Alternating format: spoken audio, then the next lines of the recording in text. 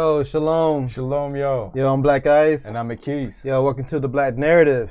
Hope everybody had a good week so far. Yeah, almost towards the end. Almost towards the end, man. And man, it's been action-packed once again. Man, I really feel like the next 4 years is going to be very, very action-packed with this administration because it's just been a couple months, and you see how much news we've gotten. Yeah, already.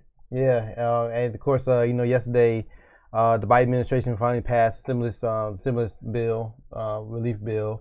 It's good to get some good news finally. Yeah. So people that qualify. So they said some people will be getting money as early as this weekend. Oh man. So I'll have my ski mask ready to pull up. so y'all be careful. Yeah, man. We out here, man.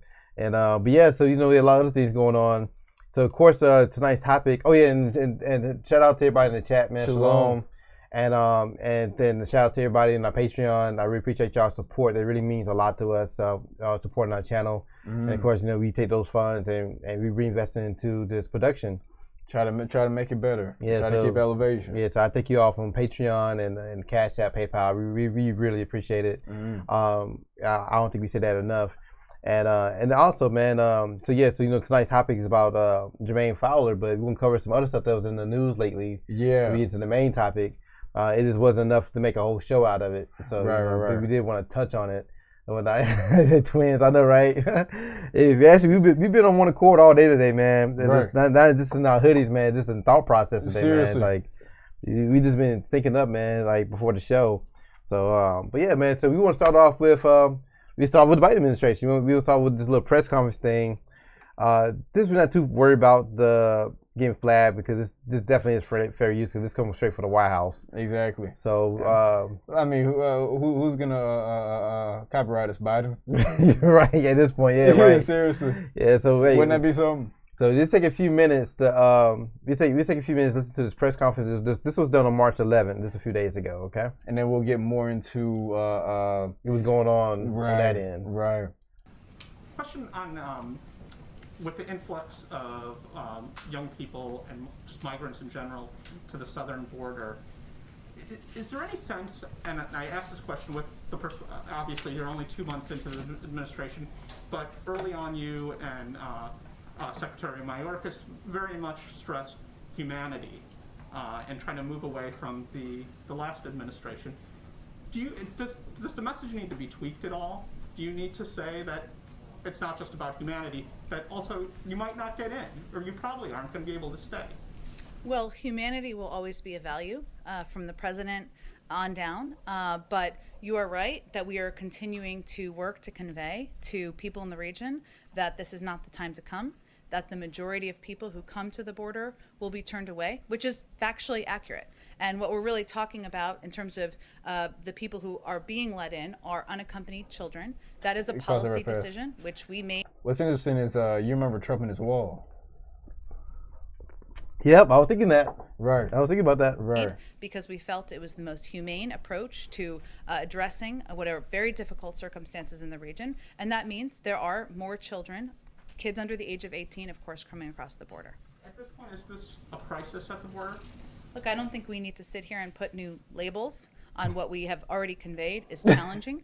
What we have conveyed is a top priority for the president. What our policy teams are working on every single day. There was a trip to the border this weekend. They are working over the course of every day since then on putting in place policies that can help address what we're seeing and help ensure that we are keeping these kids safe and moving them as quickly as possible from Border Patrol facilities to shelters where they can have access to educational resources, health resources, mental health resources, legal aid, etc. Pause this very fast. So you're having all these kids around 15. First off, how are all these kids, these teens, making a trip all the way to the Mexican border, get into the U.S., and then, they're saying, oh, well, look, we don't need these people coming in, but we're going to give you shelter, education, and legal aid. And legal aid.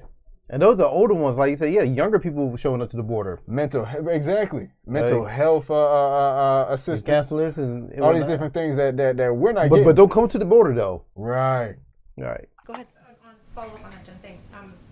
There are reports out there that the number of unaccompanied migrants detained at the border has tripled in the last 2 weeks to 3,200 plus. Is that number accurate? Tripled.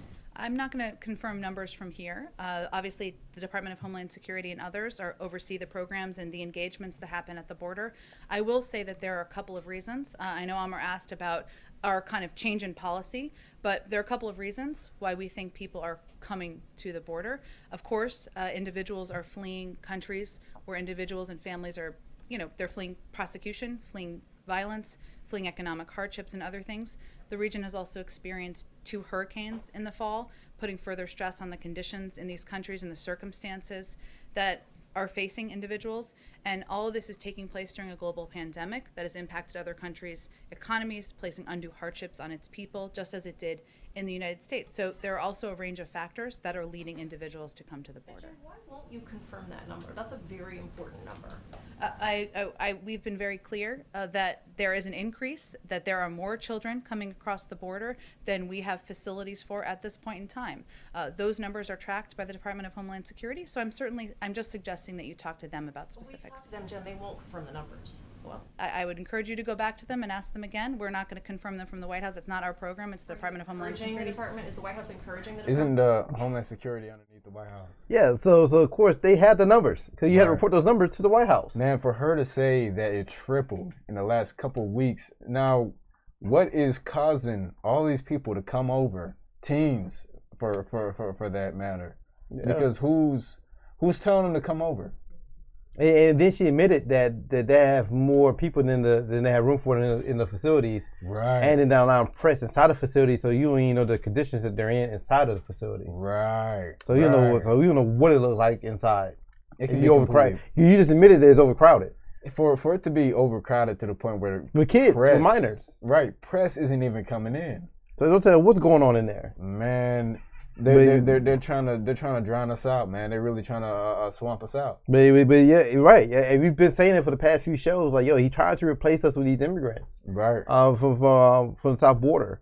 So and then we got more stuff to show you. We want to get into the Venezuelan one or the hundreds of minors first? Nah, we go to Venezuelan first, and then we work our way over, I guess. All right. Yeah. So this happened on March 8th. Now, Biden plans immigration lifeline to Venezuelans who fled to the U.S. Let's see. A Biden administration is causing the increase. Exactly. Right. And one thing that I thought about, what happened to the wall? Yeah, it's so funny because we hated the wall so much, and then the wall's not there. Look what's happening right now. Man, off rip. And look, it says right here at the top. They dug some tunnels like Dig dug. Program will grant temporary protected status to 320,000. You're kidding me. And that's just Venezuelans. And here's the thing. Temporary protected status. Temporary? Do you think that's really going to be temporary? They're going to be permanent. Yep. Those accepted will be able to legally stay and work in the U.S. So they say they maybe stay here and you make a living. Yeah. That don't sound temporary to me. That's 3,200. No, that's 330. That's 320,000. Yeah, I'm throwing you off. Yeah, that's almost 500,000 people. Yeah. And that's just Venezuelans that's already here. Yeah. Mind you, that's just from that's one country. That's one country. You say a whole bunch of other countries in South America. Right. That's crazy. So it said for 18 months. So even the temporary status is still for that's a year and a half. And then it's going to get renewed. Yeah, exactly. A lot could happen. They'll be required to apply in the next 180 days, pay a fee, demonstrate they were already residing in the U.S. and undergo a background check. Why you do a background check on the immigrant? What you checking? That's going to be pretty hard. The documents are all left in another country. Boy, and this is recent. This is recent news right here. And let's read this paragraph right here. The move fulfills a campaign promise by President Joe Biden and is intended to signal a shift from President Donald Trump, whose administration deported Venezuelans for years while criticizing the leftist government of President Nicolas Maduro. Democrats complained Trump's hardline immigration policies demonstrated a lack of empathy for people from a country that has suffered a brutal humanitarian crisis as Venezuela's economy collapsed. Okay, so Biden made promises to the Venezuelans during his campaign They didn't vote. They can't vote for him.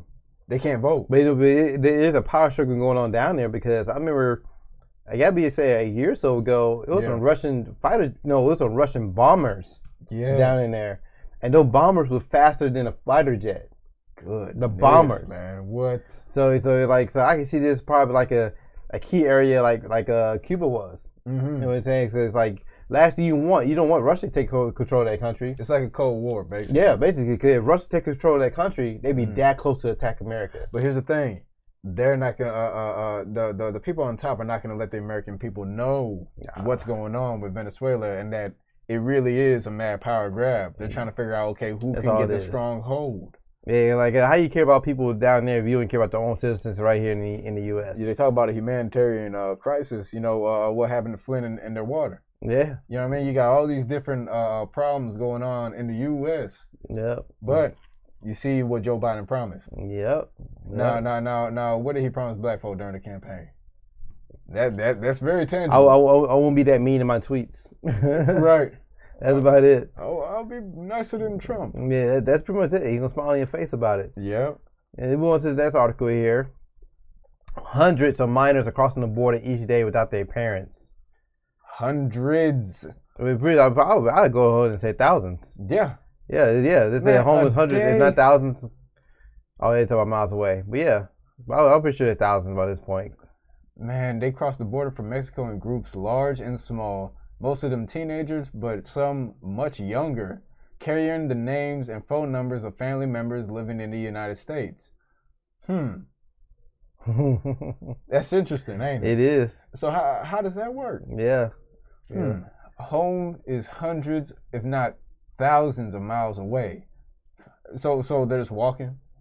Yeah, they said some of them were walking, some of them were riding on top of a train, traveling on a bus. Wow. Journey with a smuggler. Any way they can get here. Or a friend. Yeah, Central American and Mexican children, tweens, and teenagers traveling without parents are crossing the border in soaring numbers, once more creating a logistical and humanitarian emergency for the U.S. government. Goodness. You know, you can tell the chaos going to be going on. Now let's see. When was the article actually? Before we continue reading, let's look up to see when the article actually came out. Oh yeah, this is updated 2 hours ago. So this is from 2 hours ago. Yeah, this is recent. This is not old news. Man.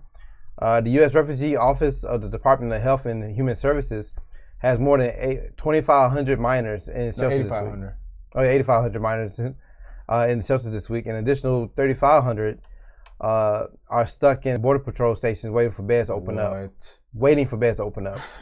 Each day, the additional 500 or more are arriving, a threefold increase since December. And nearly 700 arrived Wednesday, the latest figures show. 700 on Wednesday? So yeah, I wouldn't be surprised if the press probably just sitting outside counting because they can't get inside. Seriously. You know what I mean? So this lets you know what's going on, man. And the thing about I really heard anybody really talk about this, and this is recent news. You know, teenage boys make up the largest group. You know, you talk about 70% unaccompanied minors are male. 75% are aged between 15 and 17. 75% between 15 and 17, man. That is a lot. And you know how scary it is to be journeying alone? Exploitation, abuse, forced recruitment by gangs, smugglers, predators. Sexual assault is common. So it's just wild thing, the mass of people migrating into the country. According to a survey in 2017, 31% of women and 17% of men said they were sexually assaulted along the trip. Goodness. Just trying to make it to that border. And you're not turning them around. They're sitting at the border and you had no space for them. Right. And you give them the resources to hang around. And what's the plan? What are we gonna do with them? Man, what are you gonna do with them? But you see, they have a plan for education, mental health. Basically, that. Man, I really do believe they're going to just try to bring them back into the society. Yeah. You know. I mean, what else? You're not letting them stay there for a while. Just send them back home. Yeah. If that's the case, you could turn them away as soon as they arrived. Right. You keep them there for a reason. Man, 85,000 with 8,500 with 3,500 remaining. You know what I mean? As a in mass. Yeah. Extra, and then you have 700 that arrived on Wednesday. And these numbers are daily. Like they're just updated numbers. Like what is going on? So as those numbers continue to increase, what you do, you had to take them somewhere. If you're not turning them back around, you keeping them somewhere, or you want to take them somewhere. And why, man? And it's all of a sudden, but is it? And then they're minors. So where are you taking them to? Who are they going to stay at? And are they? What's the plan? Are they hearing some kind of news that Biden's in the White House and now they can come over? Like, how's that working? I wouldn't be surprised. Somebody dropped off some pamphlets like, "Yo, Biden's like, we got please come. Hey, come through. We got you." Right. I wouldn't be surprised, and we wouldn't even know it. Yeah, that's one thing that we want to share. So here's another headline we thought was interesting. Former Fox News commentator Stacey Dash disavows network and distances herself from Trump. Interesting because you remember when she was talking about why isn't there a WET, the whole thing with the BET and basically she went hard. Yo, she was going hard in the paint, but she was going hard against black people. Yeah, but you see all of a sudden. So, actress turned conservative political commentator Stacey Dash said she has reconsidered her zealous support of former President Donald Trump, condemns the January 6th riots at the U.S. Capitol, and is going to give Joe Biden a chance. That's all this telling me you're looking for a job. Yeah. You're looking for a job. Man, it really might be one of those things where Fox was just like, we don't need you anymore. That too. But you see how when the white man's filling their pockets up, they are ride or die. Everything's good. Everything's groovy. Yeah. But then, she wants to run for mayor of Compton. You remember that? Yeah, I remember that. Mayor of Compton? Yeah. She cousins with Dame Dash. You know that? What happened? She cousins with Dame Dash. I'm not surprised. Yeah, they cousins. Dang, man, that must be... family reunions must be something else. Craziness in the family, man. Right. They ain't wild, too. He be dropping gems. But he crazy, though. But you see, she's coming back because it's convenient. Yeah, so we thought that was interesting. But yeah, so we showed this next article. We're going to make a comparison here. Yeah, something interesting because... tell them about the question you asked on Facebook. Yeah, so of course, a lot of people saw the article about Stacey Dash. And so of course, so it was some website or some blogs or it was a post, I forgot where, somewhere on social media, and they posed a question is like, should we invite Stacey Dash back to the cookout? To the cookout. Yeah, I hate when people use that term. And so of course, all the black people in the comment like, hell no, you stay over there. This ain't no. I mean, I get it. Right. I mean, yeah, it's cool. You ain't using my sweet baby rays. Right. Yeah.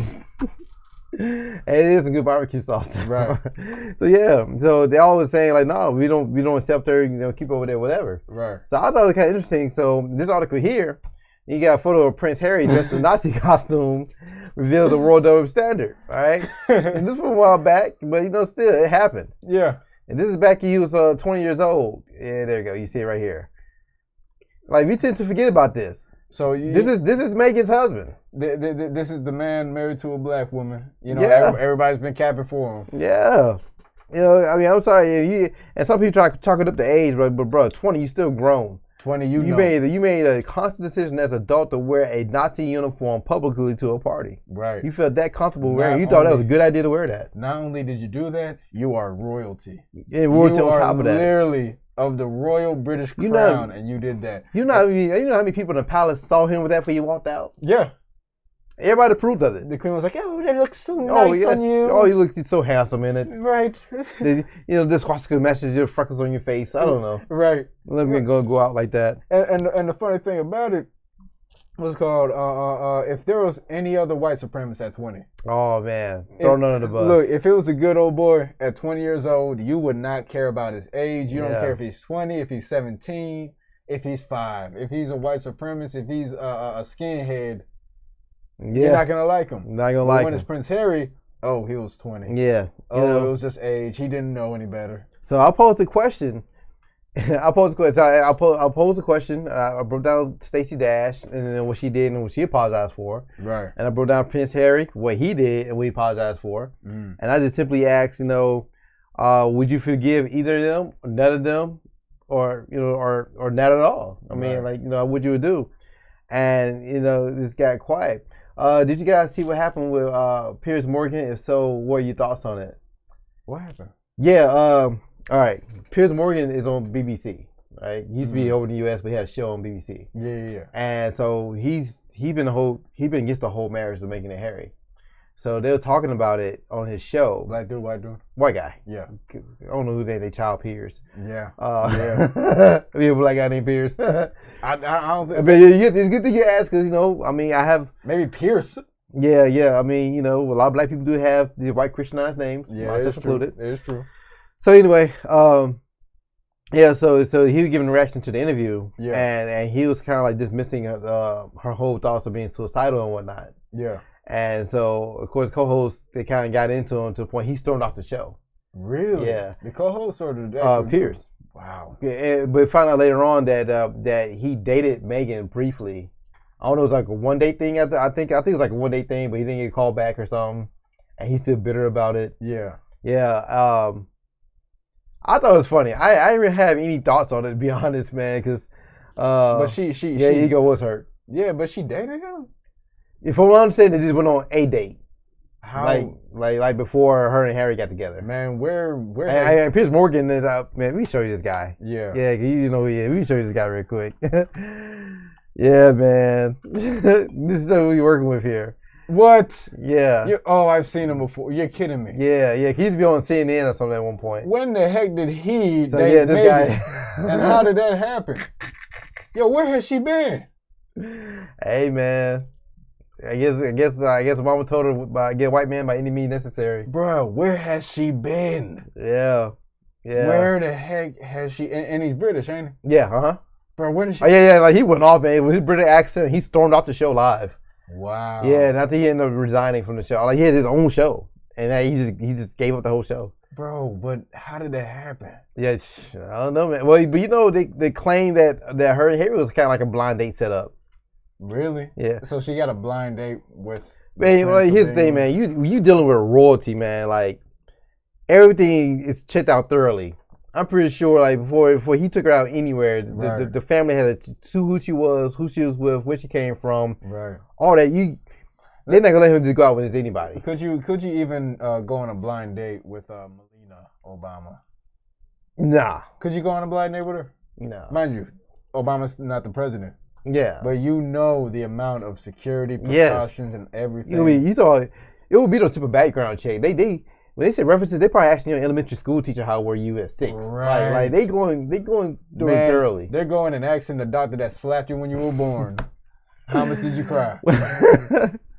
Yeah. But that's the guy, man. Yeah, that's the guy. She dated that guy. Yo, you gotta be kidding me. Yeah, so man. she liked the white man. By any means, boy. Yeah, by any means. And definitely, if definitely not the Malcolm X by any means. if Martin Luther King had it by any means, that would be it. Oh man, so yeah, man. So I put the question out there, and like hardly nobody responded. Like it's funny because all these black women love Harry.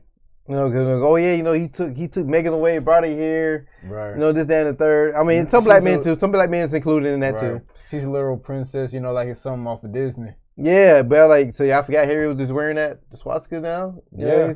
But I mean, look, that looks very casual, man. He looks very. Oh, he holding a little drink and everything. He cool with it. Yeah, man. So it's so funny how easy you can forgive him, but you can't forgive Stacey.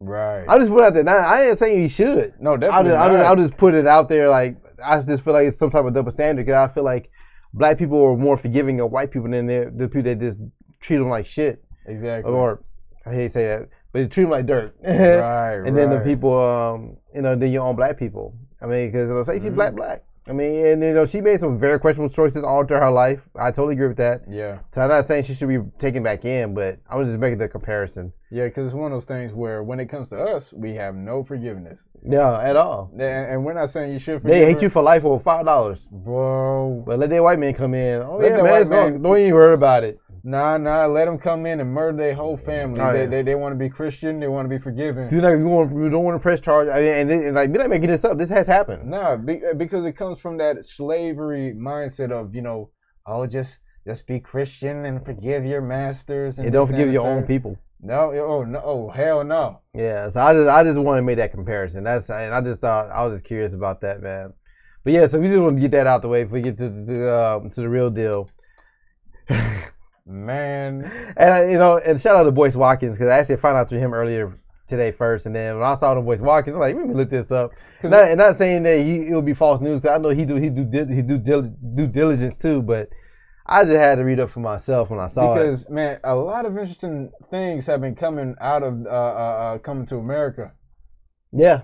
So it'll be interesting. So let's get into it. Yeah, actually, we started with this screenshot. We're not gonna play the video because we ain't trying to get flagged. Yeah. But this is the guy from Coming to America.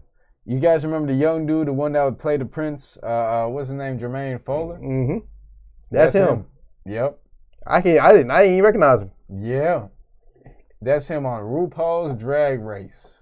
And this is recent. And this was mind you, this posted.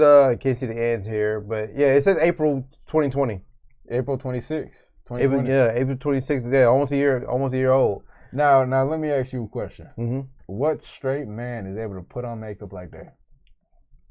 I couldn't do it, bro.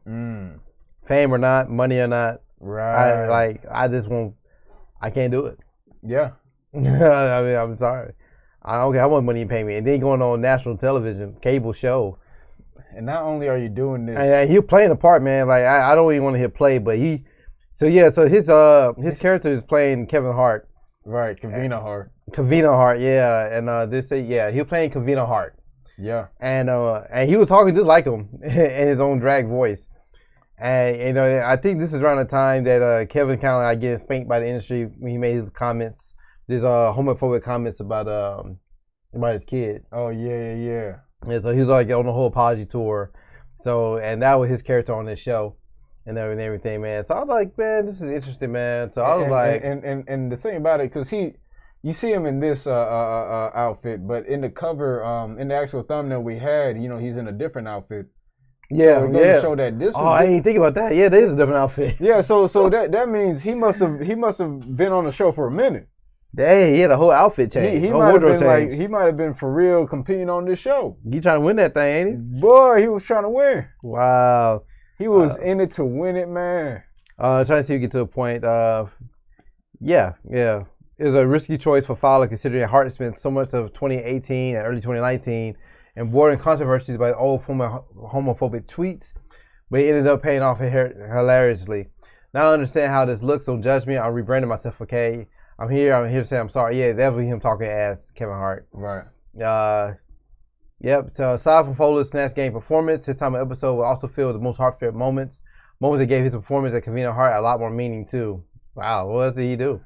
Early in the episode, Fowler revealed that his mother, who passed away a year and a half ago, was lesbian and big Drag Race fan and who dealt with a lot of homophobia in her life.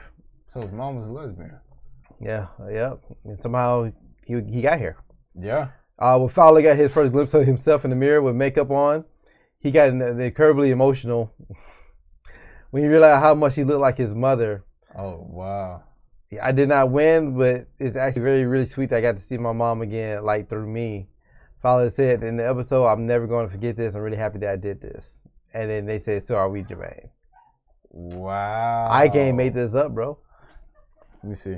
I see your Hall also with Drag Coming to America. Oh, we're going to get into that. We're going to get into that. Don't worry about that. So, yeah. So he was like, yo, so who else, did this thing, in the industry? So, and this is interesting because, man, yo, who was this? Mind you, this is from a year ago.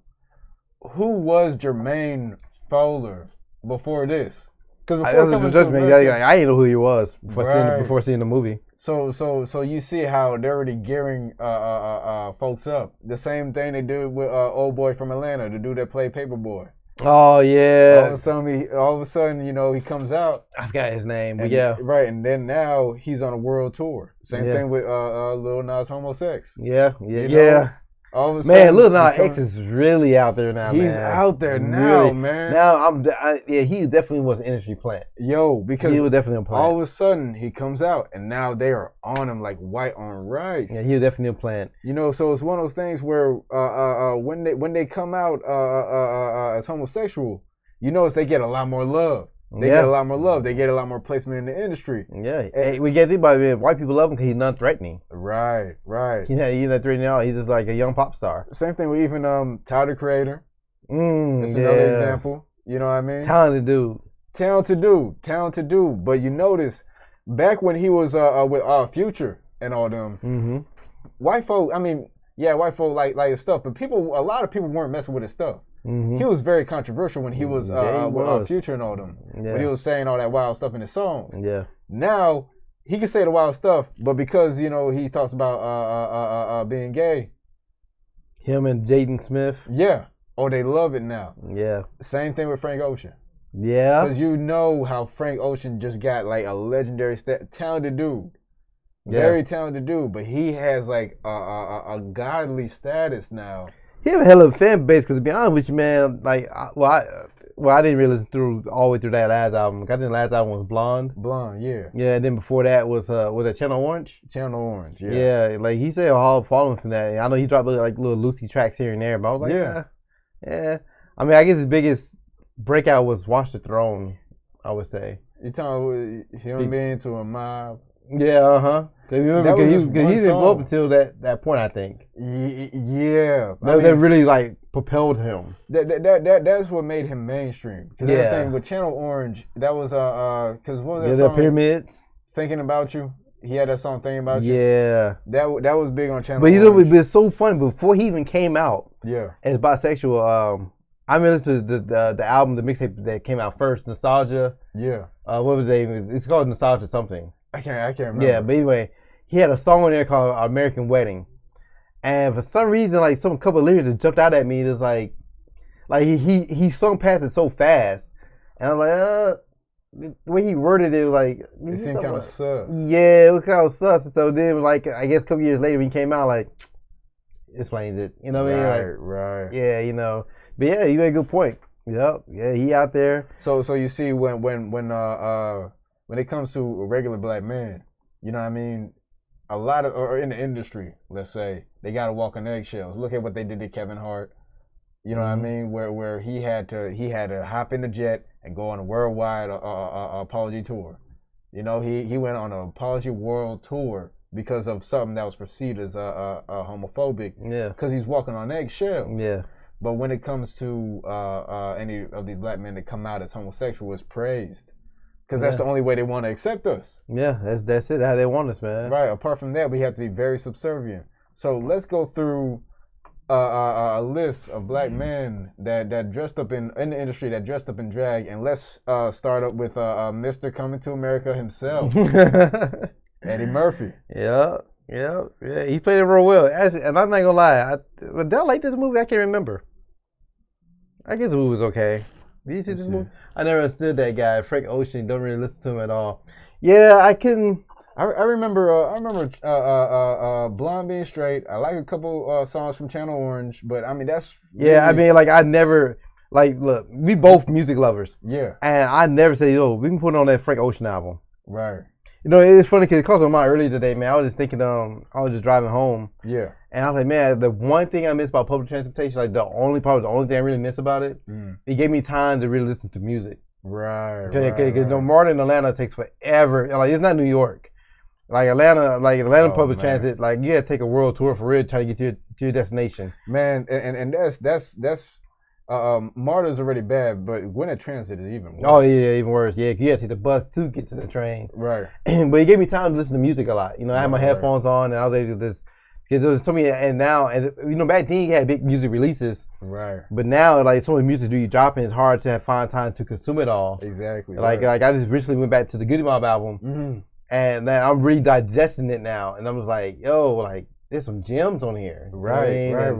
But I can't keep it with all the music that's coming out so fast, and I don't really have the time because I don't even drive that much because where I'm going to go. Right. You know. Oh, and those two guys, Emmanuel Hudson and the other guy, you'll hear them talk about him so much.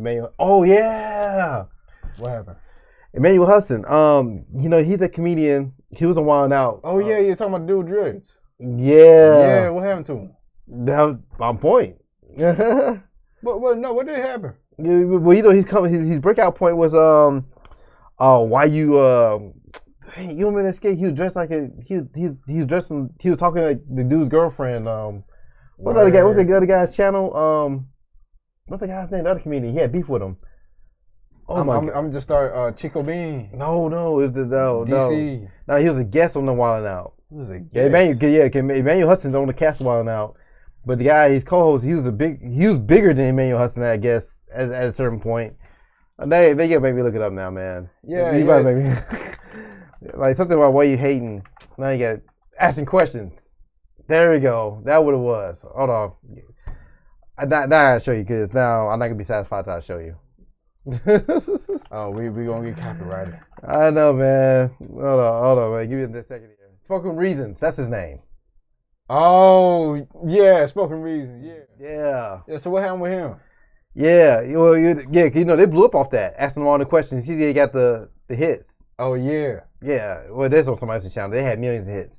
But anyway, he was acting feminine, and he does that multiple times. He had multiple skits where he's acting feminine. Bro, and it's multiple Instagram comedians. You know what I mean? That's a very heavy word to throw on them cats. But you got, what's that one that literally just dress up, I forgot the name. It starts with a B. Well, Nation, you was like, no help telling me what the name of that skit was. But ask some modern questions. Yeah, I mean, it was funny though. I ain't gonna lie, but it kind of blew up from that. Right. The hands on Wild Now. The beef between him and Spoken Reasons was apparently Emmanuel Hudson lived in Maryland, I guess. Yeah. And Spoken Reasons lived in Florida. And so he was dressed up. Yeah, he was. And so to do the skit, Spoken Reasons flew him down to Florida to do the skit. Yeah. And so when they Flip Wilson, we found him too. And when they did the skit, and so Emmanuel Hudson had another skit that he did on his own. Right. So he was asking Spoken Reasons like, "Yo, we can go drop this skit." Right. You know what I'm saying? Right. He just want to time it out right. So Spoken Reasons was holding on to it on purpose. Yeah. And he's like, just give me a copy so I get hits on my channel too. Right. And out of nowhere, Spoken Reasons put it on his channel that get him noticed. Right. And blowing it up. And so by the time he got a copy of it, it already kind of like took off from Spoken Reasons channel. Right. And so, and then to remind you, you monetized. Right. So when you hit over 1 million views, that's a nice little check from YouTube. Right. So you making money. And so to my knowledge, he wasn't making that much money.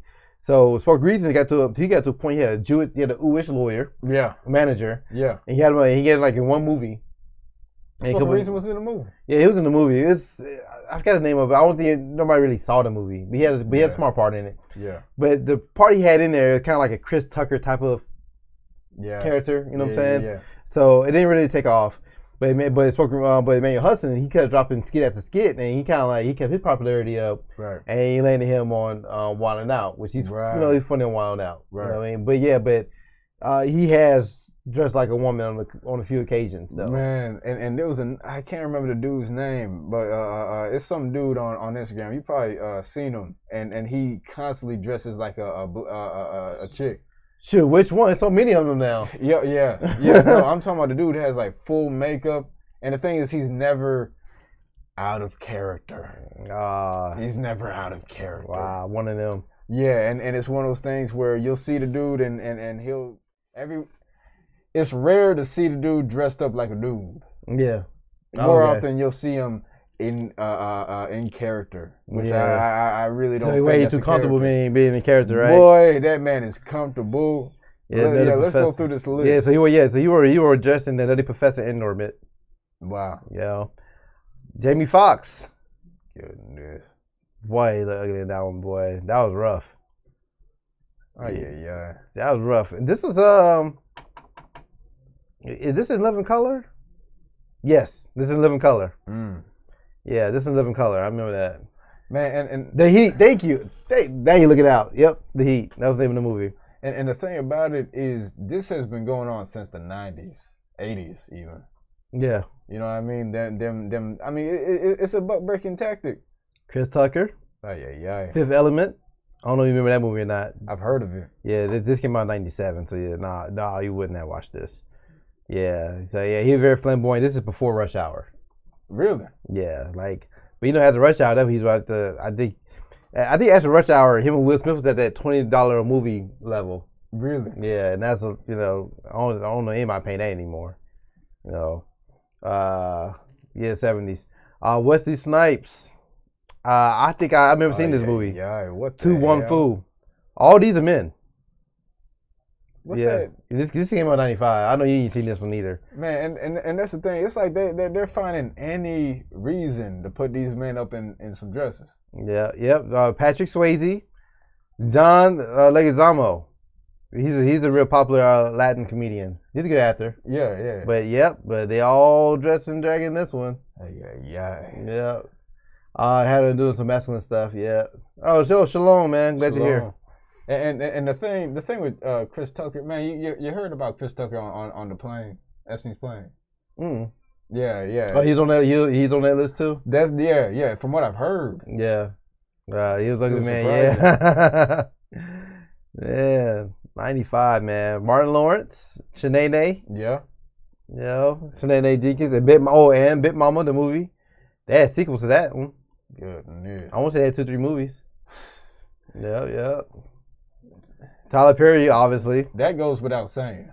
Man, you remember? Did you ever see that episode of the Boondocks about Tyler Perry? Yes. It's like a hidden episode. If y'all ever want to find that episode, you got to go on YouTube. Yeah. But man. Yeah, because they had Granddad playing he was a lotion guy. No, he was playing the character, but they had the guy there. He's a lotion guy. Yeah. You remember him as the assistant? Yeah. And he had a whole utility belt full of lotion. And like, which one you want? Cucumber, melon? What do you want here? You know, with strawberry, how you want to smell like? And he was greasing them up. Man. Yeah, that episode was horrible, man. And they had Tyler Perry. They basically had a cult. Tyler Perry had like a cult. It was a cult. Yeah, where he had all these shirtless. In the name of Christianity. Yeah. And he trying to, doing these men. Yeah. Yeah. And then I think the name of it was they used the word Medea, but people was like Medea finds a man. Yeah. And Granddad was playing the love interest. What was it? Drop it, twisted buttermilk biscuit. Yeah. Yo, like they could have had the Boondocks today. Oh no, but man! They cannot exist today. I'm wondering if they're ever gonna drop a new. They can't now. They can't. I mean, I know they got paid to. I mean, they got signed on for a new season, but Granddad dead now. Yeah. You know what I mean? What's his name? John Witherspoon? Witherspoon, yeah. Yeah, he's gone now, and I think it's just past that era now. Like, it wouldn't be entertaining to be so PC at this point, because the Boondocks were challenging during that time. Seriously, yeah, that's true, and it wouldn't be as shocking. Yeah. Arsenio Hall.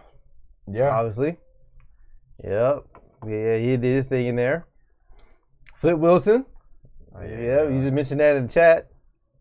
Yeah, I didn't know about this one until today. I remember hearing about a show, but I didn't know Geraldine Jones on the Flip Wilson show. You gotta be kidding me, yo. Yeah. Do y'all remember Joanna Man?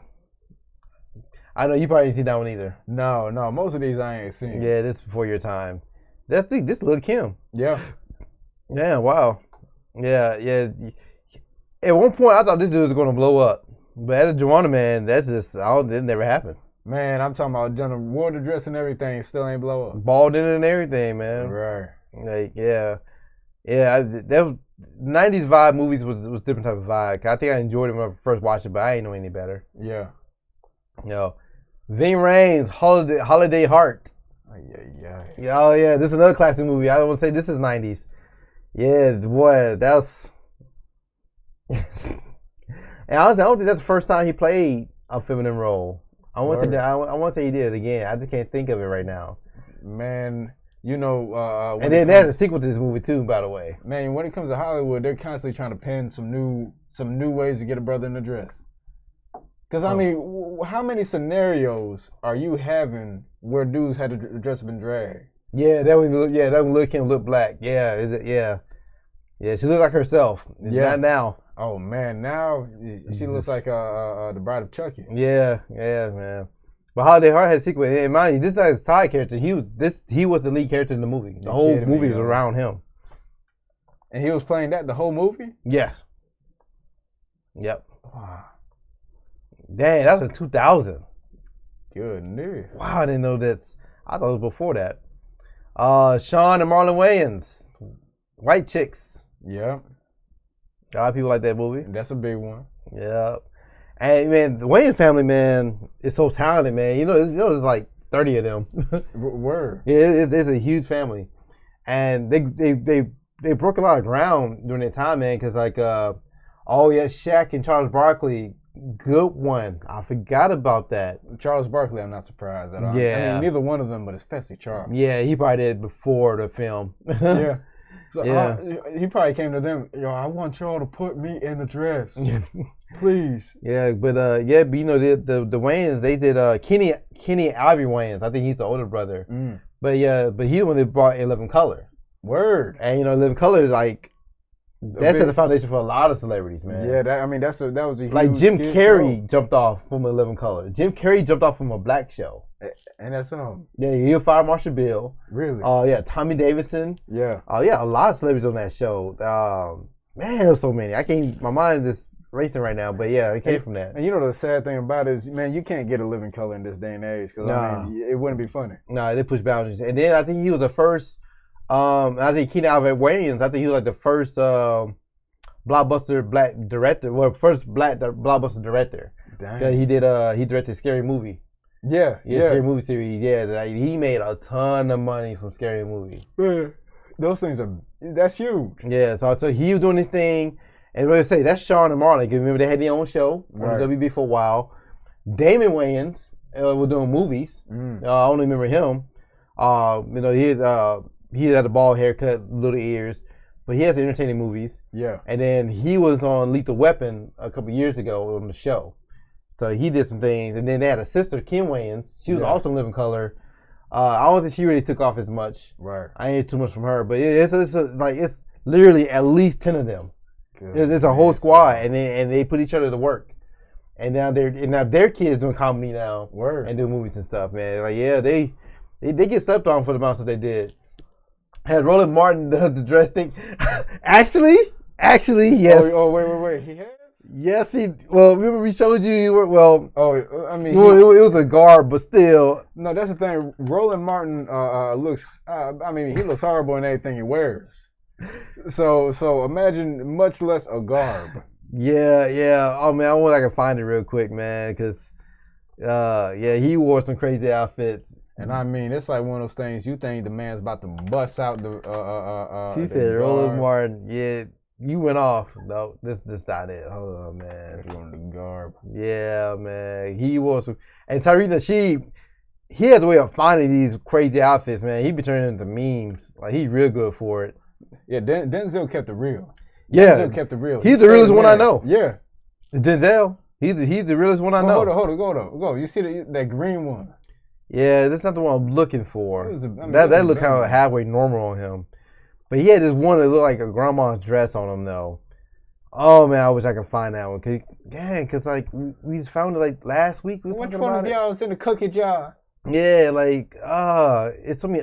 Like, just show you how many ugly pictures there is of Roland Martin, bro. It just show you the ugly pictures. Like, I was over here trying to find it, man, but boy, that head, bro. Man, I don't know what the hair is doing right here, man. Well, what kind of tripped me out was how far the Where's his hairline chin? was from his eyebrows. It's like it's no shape to it. Like, how you know where to shave the beard at? The like, mask. Like, there's no cut there. It just. Man, I'm telling you, his barber is a creative man. The barber he envisions, okay, we're gonna have a hairline, and bro, and he think he look good, man. I mean, I saw one video of Tarina she had, and he had his bathrobe, and he was just dancing in the mirror, and he had his old man cologne, and he was putting it on and everything. He was playing some smooth. What that was his grandma. S curl, you're right. But yeah, but he's not from here. I forgot where he's from. He's not from the U.S. No, he's from Caribbean. I don't think he's. I want to say he's Haitian. Oh, really? I think. Man. Yeah, he's not from here. That is a shame, man. Oh, yeah, he made that clear. Like, he made clear that he's not the so-called African-American. Because he had an interview with his white supremacist. Black Authority talked about it before. Yeah. And, but I forgot his name. But he had an interview with his white supremacist. And he told him, like, yo, I'm not black, I'm American.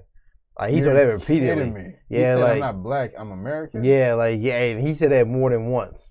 Like, he real adamant about it. He's like, look, I'm with you. Okay, yeah, he Haitian. Yeah, I'll tell you, he's not from here. Wow, so he's with the white supremacists. Yeah, and he's also Boulay.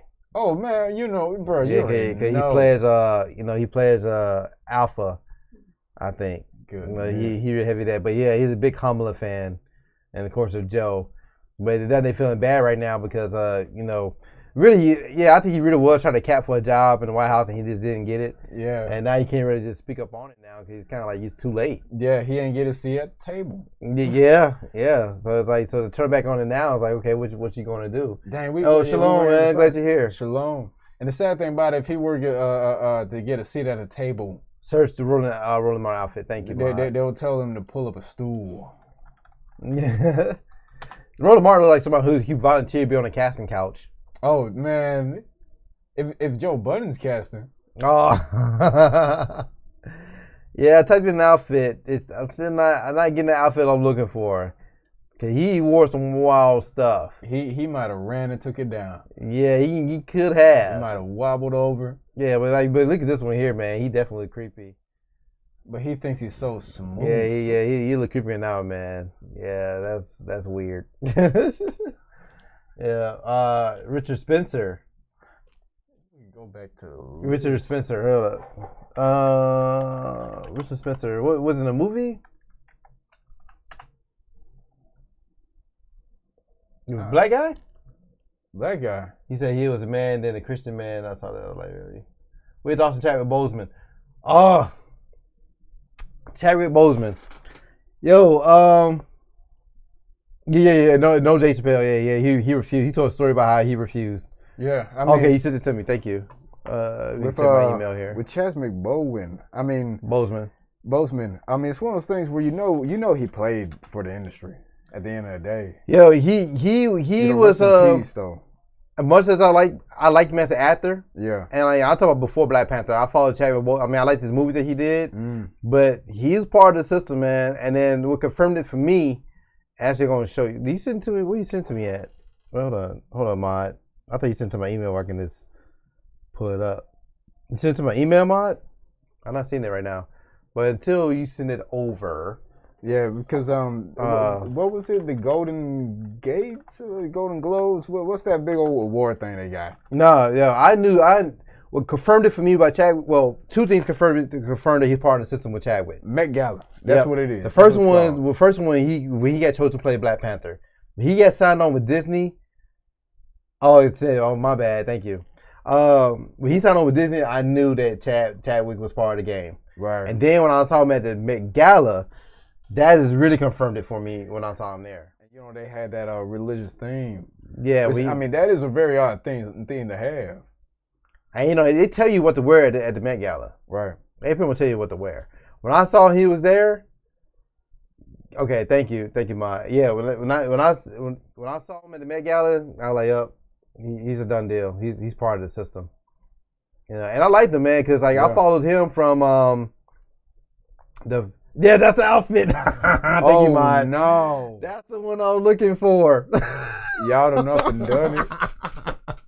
Oh, my goodness. Man, oh, man. He actually wore that. He looks like he throws down and makes some good old yams. And, who missing their tablecloth right now? Oh, man. Who grandma missing their tablecloth at their house? Yo, he just tore somebody's curtains and threw it on them.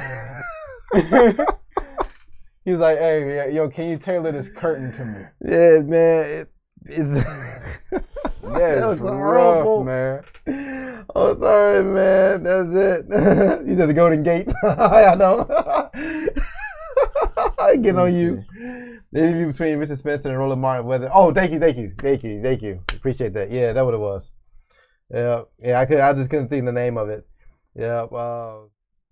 Yeah, Richard Spencer. Thank you. That's the name of the white supremacist that they interviewed with Roland Martin. Yeah, and Roland Martin was there trying to find common ground. Like, no, I'm not black either. Yeah. I'm American. Yeah, that what it was. Yo, and here's a wild thing: when Black America don't accept him. Yeah. Well, he excluded himself. But Jason, I think he was saying if now he trying to fit in with the new black media, you can't. You already burnt that bridge already. Right. Yeah, you know what I'm saying. Yeah, but want to go back to the list? Yeah, that was in the list. That was in the list. Yeah, that was in the list. Oh, I thought there was more. Yeah, I'm pretty sure there was more to that list. But yeah, with Chadwick, man, I followed him. The first show I saw Chadwick Boseman was it was a show on ABC Family. Yeah. Lincoln Heights, I think was the name. I heard about that. Yeah, and then Yeah, so he played. Well, Lincoln Heights was a black family. Like the show started off really good. Like a wholesome black family. Wait. What channel did you say it was on? ABC Family. Oh, okay. All right. I'm gonna get to where they messed up at. I already know where it goes. Yeah, so like the first 3-4 seasons, everything's fine, and then the next season, find out this wholesome guy. Yeah, and the black guy, I've got his name, but he's a great actor. I like him. Yeah. But anyway, he found out he hit an outside child. The outside child is Chadwick Boseman. Oh. And then by the time he found out about him, he was an adult. Like he was a young adult. Like let's just say 21. And he was in the military. Yeah. And everything. And now the father plays a cop on the show. He plays a black cop that moved back to the neighborhood to patrol his own neighborhood. Oh, okay. So he really tried to be with the community. Like, right. So he wasn't like your typical 12 sellout type of guy. Right. Yeah, man. But yeah, so that's what he was going for. But but that's the first time I seen Chadwick Boseman. Right. So and then I've been following ever since. So from there, he was in 42. Jackie Robinson, Get On Up, James Brown. Yeah. He did the Thurgood Marshall. Yeah. Yeah, I mean, he did some great movies. A lot of good roles. Yeah. Especially historical fiction. Yeah. Not historical fiction, historical movies. Right. Yeah. And biopics. Yeah, right. And Thurgood was bigger than light skin. He put on weight for the role, but he did his thing. I mean, same thing with Denzel and playing Malcolm X, and Malcolm X was light skin. Right. But yeah, I liked him. So yeah, but he got signed on. So I thought it was kind of strange he got signed on to play Black Panther. I'm like, the Disney contract. Man, because you can't get with Disney. He do like a man in an outfit. Get down. Roland do like a man in an outfit. Yo, he says to do. Yeah. So and then and Black Panther was a good movie, but my problem with that was Remember I said I watched Black Panther again to get that Come to America taste out of my mouth? Yeah. And I noticed another thing too. And I noticed it before. I know one part of it. You notice they never let Black Panther kill off the white guy. Right. Because remember that one part he was in Korea and they was about to get him at the they had the car chase. Yeah. And so he finally got him and he put the claws out and he was about to kill him. Yeah. And sister like, no, it wasn't sister, but one of the soldiers, one of the women was like, no, stop. Look around you. And so all the Koreans, they was there and they had their camera phones out, and so he didn't want to do it. So he spared them. So then they took me as a prisoner. They both was really good. I want to see Get On Up again. I saw 42 many times. I probably saw that 10 times. I really like that movie. So remember, they took in Claw. Yeah. And he was on the FBI custody and they were fighting over custody. Right. Before Killmonger, got him out. Right. So it's funny how everybody thought Killmonger really was a good guy. You know what I'm saying? So here's the thing. Yeah, the movie dehumanized him too much. In the movie, they dehumanized Killmonger too much. Right. They didn't really separate him, but people tend to forget he shot his own girlfriend in the head. Killmonger. Yeah. Right. He shot his own girlfriend in the head, and then he killed off Claw. Right. He took the bad guy to kill him off, not the good black guy. Right. And I peeped that. And then of course, and they had the one government, the federal agent, the one that was flying the jet, that he kind of saved the day because he made sure those Wakanda weapons went out into the world. You're talking about the white dude? Yes. Yeah. You know what I mean? So it's like it was politics the token white dude. The token white guy. Right. And then you fast forward to the Avengers. When they came, I think it was Endgame. Right. And so they gathered up everybody, so he got dusted and all other stuff, right? And they went to Wakanda. Right. And then one of the white guys, I think it wasn't Thor. It was the Hulk. The Hulk was about to bow down to him. He's a king. Yeah. And they stopped him like, no, we don't do that here. You're kidding me. Now, mind you, I've been in Thor. Because that's the Norse god. Right. They went to their king. They bow down to the king. They give him reverence, and guess who's bowing down to him? The black woman that became the what's it called? The queen. Tristan Thompson. Yeah, the queen looking for her queen. Yep. She was bowing down to Thor. Yep. And she part of the system too. Yeah, man. Of course, signed on to Disney, and then she had that fake relationship with Janelle Monáe. Right. Right after when Janelle came out pansexual or whatever. But yeah, that happened. He played a light skinned man, but Zidane played a dark skinned chick. The difference with Zoe is, I mean, first off, Zoe hates us. Yeah, she's not pro black at all. I mean, she apologized for it. She don't even claim black. Zoe don't mess with us.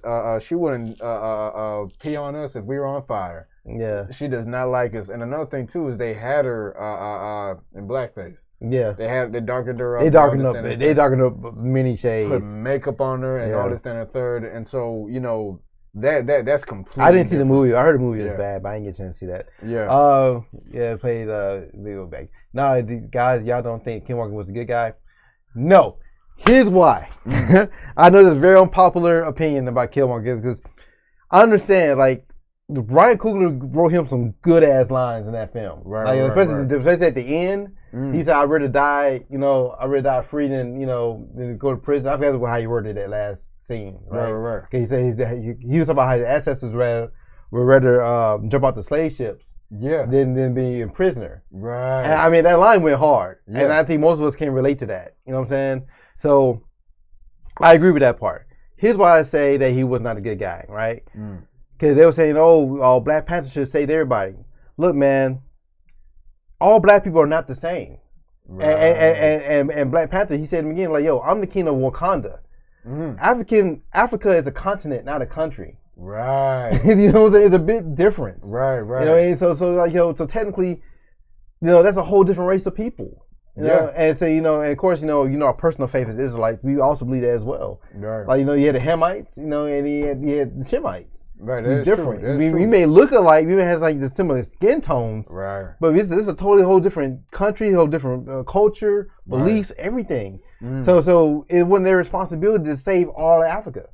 And Africa, had their own problems. Man, imagine somebody trying to save all of Europe. Yeah, right. All of Asia. Right. It wouldn't make sense. But with the Pan-Africanism, we're so gung ho because that's how. That's the American narrative. They call us African American. It's an all inclusive mindset again. Well, what I'll say about Killmonger is I like how he took charge. Of course, you know what I mean. I mean the fact that he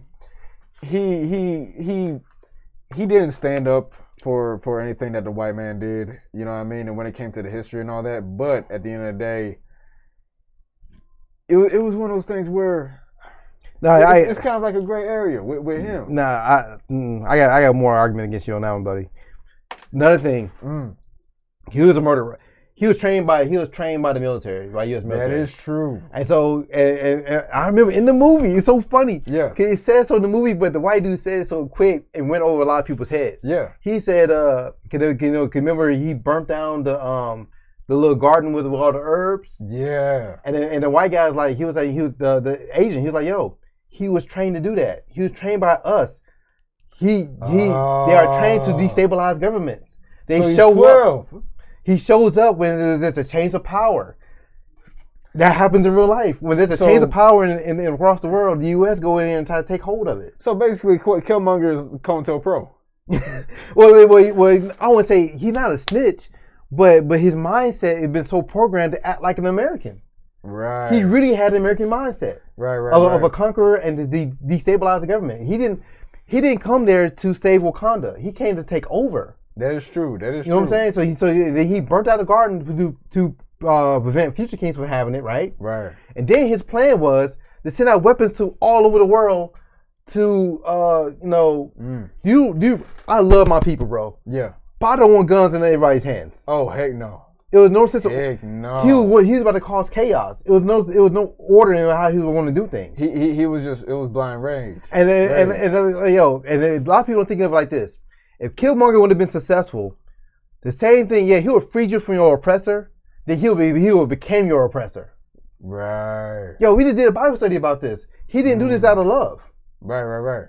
He did that out of a sense of power.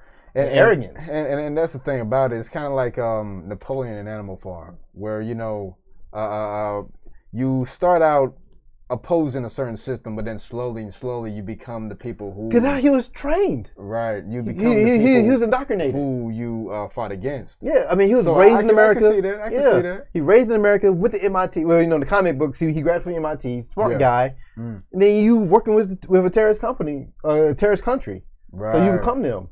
His literal plan was, because remember that what happened in that last scene. He was shifting out weapons all over the world. Right. To cause chaos. He was about to drop.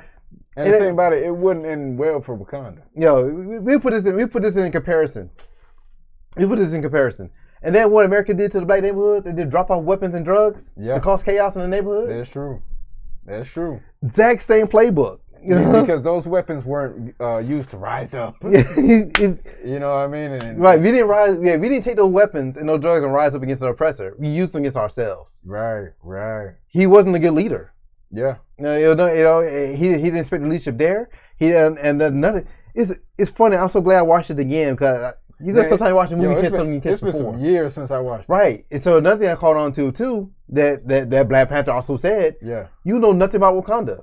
You don't know about the culture, how they do things. You went straight to the throne and want to do things your way in your Americanized mindset with no regard to how things are done there. Right. Or the people. You really put the people in danger. Right. So I'm not saying Black Panther made the best decision. His father definitely made the best decision because when the father killed off his brother, he should have took that child in. Yeah, right. To prevent all that, he should have took that child back to Wakanda and raised him up in royalty like he should have. Seriously, right. He should have. So that was a mistake on his part. So it was like a loose end that came back to bite him. Yeah, it came back to bite him. It's funny because that happens in the Bible too. Right, exactly. Same thing.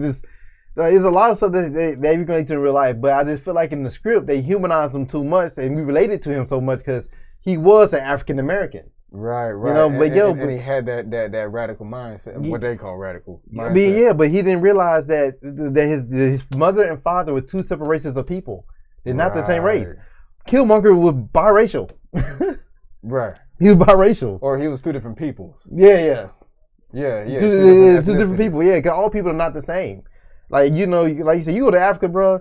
You go see different languages, different customs, different cultures. The way they thought processes. Yeah. It's a big difference, man. And right, Q. So what's your? I know. He totally disagreed with me on this, and it's cool. Like I said, I know I had an unpopular opinion on this. So it's like, this is we have a discussion about a fictional movie. So I'm not one of the ones that's like, taking it to heart. But if you want to break it down in a real life circumstance, to me that makes sense. I mean, I don't know. You still feel differently than what I. No. I mean, first off, it's been a minute okay. Since It's all Black Panther. But and I remember I really just connected to the sentiments. Yeah. You connect to the sentiments that. Like I said, this lines were hard. I relate when he said the last line before he died. I totally relate. Yeah. I thought he was 100% right. So I'm not saying everything he did was wrong. I get it. Will Q, I'm actually starting to side with him on this one because I mean when you think about it, he didn't have the discipline that he did have was Western. He had a Western discipline. His Killmonger was going to colonize Wakanda. And the thing about it is you have the ability to destabilize and the ability to build. Now he was taught by the U.S. the Western standard to destabilize a nation. So he had the ability to destroy Wakanda. He was trained. That's all the experience he had to destroy. He was able to take the throne and shape Wakanda into what he wanted it to be. But at the end of the day, it was one of those things where he did not have intentions to build it up. No. He never said in his plans to build up Wakanda. And I think that's... he said, I want to take our resources and I'm going to share with everybody else. And I think that's a big problem that black folk overall have is we're so concerned with the white system. We're so concerned with, we want to attack the system and this, that, and the third, but won't build ourselves up. Won't build up our own community. Won't have a conversation with your brother to build up their mind. We don't even know how to do that. Exactly. Perfect example. Haiti Revolution. Yeah. They knew how to fight for their freedom. I mean, really, they didn't know how. They just knew they were tired of it. And they fought for their freedom and they got it. Congratulations. Much to them because they deserve it. You know what I mean? But after that happened, what happened with Haiti then? These are a whole bunch of ex-slaves and farmers. Right. They had no idea how to create a government and a system to govern themselves. They were kept ignorant because, I mean, a lot of them didn't have reading this generations of slaves at this point. But another thing, too, is the fact that the outside world made sure to embargo against them. It was even made it worse. Slave masters. Everything was going against them from that point on. So you got to focus on building yourself before you can break anything else down. Because if you don't know how to build... He said, I feel like he'll come after capitalism. Killmonger? After capitalism.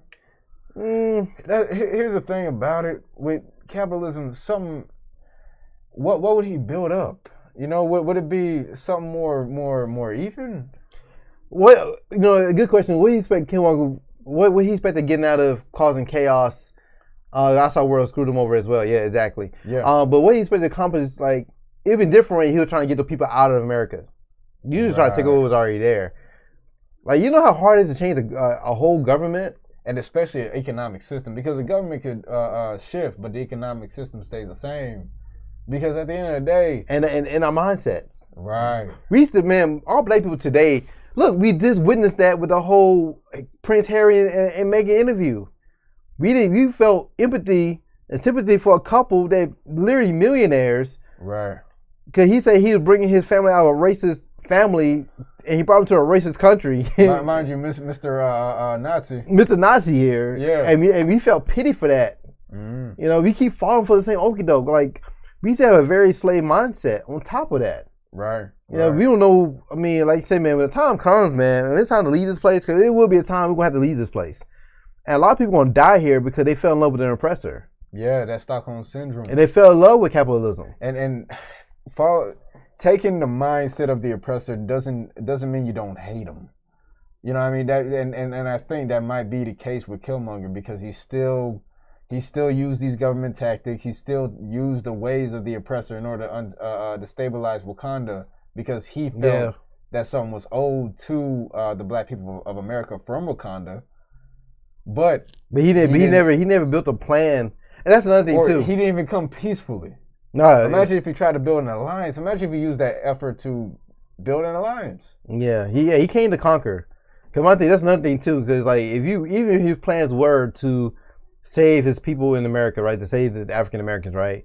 You would have a plan for all these things before you even go to war. Yeah. You know, like before you go to war, you have a plan to tear down and you have a plan to rebuild. And they ain't have that. Boseman was more MLK. Yeah, and you know what? And even though I'm saying Killmonger was wrong, I'm not saying Boseman was right. I'm not saying he was right. Right. None of them are really right. Fully right. There's a gray area in that. Right, because it's one of those things where there wasn't an alliance. You know what I mean? There was just that strife. You know what I mean? At the same time. And at the end of Black Panther, what did he do? He went and shared the weapons, shared the resources. He shared the resources with the same people who are oppressing the Americans. Yeah. Who were oppressing the blacks. Became allies with them. You made allies. So Yeah. both of them are wrong in different ways in the movie. Yeah. So it's one of those things where you could learn from both sides. And, but you know, one thing I would give Boseman for in this movie, Black Panther was family first. Like I say, like you think about it, man. Like if your neighborhood's under attack, you saving your family first. Right. Now, maybe you wouldn't save your neighbors later if you can, but your priority is not your neighbors, it's your family. Right. And that's what he's doing. He's like, yo, I'm protecting my country because if the world knew what we had, and we know how the Western powers are. Yeah. They've been all in trying to attack and steal the resources out of there. We see them doing it now in real life. They try to attack and steal. They be constantly under attack. Right. And he's like, yo, our country living in peace right now. We had to worry about that crap. We don't want that shit. Right. You know what I'm saying? So and then basically where he was at. So and like I say, I don't know if I went about it that way, but I understand it. Right. I like I say, but he could have prevented that if his father would did the right thing and took that child home. Right, and that's the thing. Both sides have the right, both sides have the wrong. Yeah. So, and I understand Killmonger's frustration. Yeah, I would have a lot of hatred too. While the crap I put up. So I definitely understand, but to me it showed how evil it was, man. He shot his own girlfriend in the head. Right. For the sake of his own personal power. Right. That wasn't selfless at all. Seriously. He shot his own girlfriend in the head with no. He didn't warn after her or anything. And here's the thing. That's kind of a precursor to what would happen if you were to have that power over millions of people. Yeah. Because that kind of tyrannical coldness. And let's not forget, man, MLK. You know, it's funny because it is like a lot of represent MLK. MLK was a sellout now. Like he didn't straighten out towards the end when they got rid of him. Right. But you know, we just did the whole episode of him. You know, he was playing ball with the Uish, and he got paid to do that march in Washington. And you know, and they censored those speeches. They rerouted that. They rerouted the march. Yeah. And all those things, man. And he pushed the nonviolent narrative that JFK and Stephen Curry told him to do. Yeah. So he was part of the system, and really, there's a lot more stuff MLK did. You know, he was wilding. Yeah. I mean, he's a Morehouse man. Yeah. He was wilding. Seriously. He was wilding with the Morehouse men. I have a dream that one day I could. And then he didn't even write this speech. Yeah. Oh, Uish man wrote that "I Have a Dream" speech. Ain't that something? Oh, Uish man wrote that. I can't say. I don't want to say the real name because I don't want to get banned from this channel. They're just reading. I really like the part about the white boys and the white black girls holding hands. That's very good.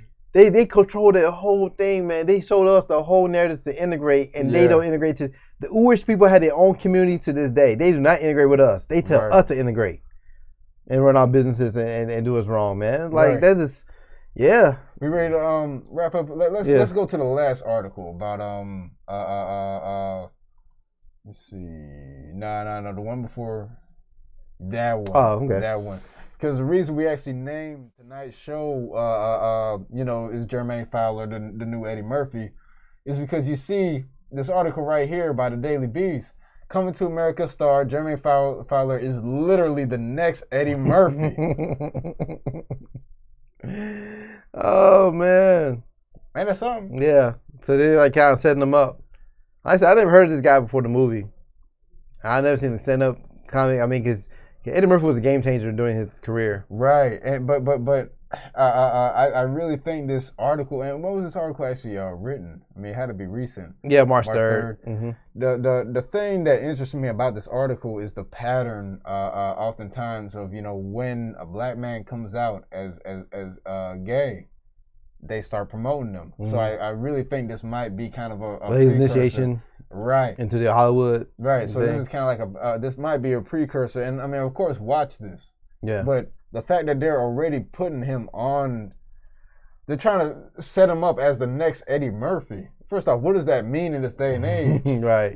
But second off, why? What is his credentials? Where's his stand-up? Yeah. I can name one set of special. You know what I mean? Yeah. It's like way too soon to be giving them that. The dude was in the drag race thing. But, where's that coming from? He said MLK said he'd come after checking in. Yes. Like I said, MLK did try to turn right. No, towards the end. Towards the end, but that's when they got rid of him. He wasn't playing ball no more. Because you remember he said, but damage been done at that point. Because he talked about being afraid that he had integrated his people into a burning house. Yeah. But at that point, the damage was done. Yeah, the damage is done. The damage was already done at that point, and then he started talking about against Vietnam and all these different things. They're like, oh, we got to get rid of this. Yeah, that's when they got rid of him. We got to get rid of this. And then you're pushing the whole class thing, like either bringing in the poor whites and middle class whites in with the struggle in Memphis. Right. But yeah, like I said, I'm giving credit for that. He did try to stray on the right path towards the end, but by that point, the damage was already done. And then let's look at what happened to the people around him. All the real ones died, and all the ones sold out lived. Yeah. Alex Sharpton lived. Look at him. See what he's doing. Sell out. John Lewis. He ain't doing anything in office for 30 years. Right. But give people registered to vote, and he pushed immigration just like Biden is. Harder this time. Just vote harder. So he sold out. Jesse Jackson sold out. Like, all his friends that survived sold out. Yeah. It went to politics, I saw that CT American movie. Oh, okay. The young guy was not that good. Yeah, he wasn't funny. He fell flat. I mean, Leslie Jones and Wesley Snipes saved the movie for what it was, and even then, like, there wasn't so much they can do. But this is the next Eddie Murphy. Yeah, like, you see, they're already hyping it up, man. But I wouldn't put it all on Jermaine, man. I'll put that on Kean Barris and other screenwriters of that mess. Yeah, that's true. Yeah, you can't save a bad script from the get-go. Exactly. Right. So I give him a little bit of credit that he had other bad people that this is horrible that just ruined that movie. and whatnot. But yeah, man, we appreciate y'all hanging out with us tonight. Yeah. Tomorrow, Friday. Hope y'all have a great weekend and everything. And once again, thank you all who supporting us on Patreon, Cash App, PayPal, or buying the merch. We appreciate y'all. We're working on some more stuff. We have plans for more stuff on our branding. Man. We really, y'all willing, man. We really excited about it. Like I said, we got to put the broadcast up on our regular channel. You want to talk to us between shows? Right? We do read the comments. You can reach us on Discord, on Discord chat. You reach out that way, or even Twitter. I know I'm kind of slow on Twitter, but I see a message, I get back to you and whatnot. And you have any suggestions for future shows, let us know, because we do work on shows in advance. Like I said, things happen in the headlines. They may change direction, of course. Right, we might have to hop on them. Yeah, and that's what we did tonight. So we appreciate y'all. Hope you had a great weekend. Anything else want to add, man? Stay vigilant, y'all. All right, man. Well, y'all have a good night, man. Shalom. Shalom. Good night, y'all. My name is Black Ice. And I'm Akis. And we're the Black Narrative. We are a Black First and Hebrew Israelite channel on YouTube that broadcasts live every Tuesday and Thursday night at 8 p.m. Eastern Standard Time. Every week, we discuss controversial issues and challenge false narratives that are fed to Black people through mass media. We share research through videos and encourage uncomfortable conversations amongst the Black community.